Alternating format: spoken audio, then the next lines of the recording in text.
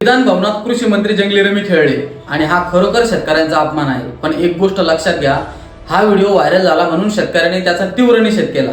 पण अशा कितीतरी घटना असतील ज्या आपल्यापर्यंत कधी पोहोचतच नाही। आपण यांना निवडून देतो ते आपले प्रश्न सोडवण्यासाठी, पण ही लोक आपल्याला प्रत्येक वेळी येड्यात काढत असतात।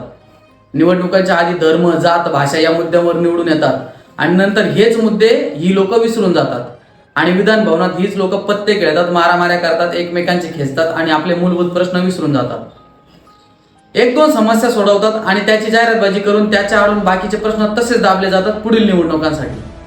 आपण जागरूक होणं गरजेचं आहे।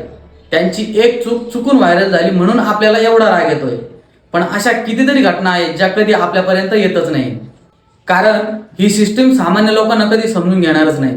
आणि आपण किती आंदोलन, निषेध, मोर्चे काढले तरी ही सिस्टीम योग्य वेळी सर्व कंट्रोल करते आणि अशाच पद्धतीने हा जंगली रमीचा आणि कृषी मंत्र्यांचा मुद्दा पण हाताळण्यात येईल आणि दुसरा एखादा मुद्दा वर येईल आणि हा मुद्दा मागे पडेल, कारण आपण सामान्य लोकांनी लोकशाहीची ताकद कधी समजून घेतली नाही, म्हणून सिस्टीम त्याचा पूर्णपणे फायदा घेते।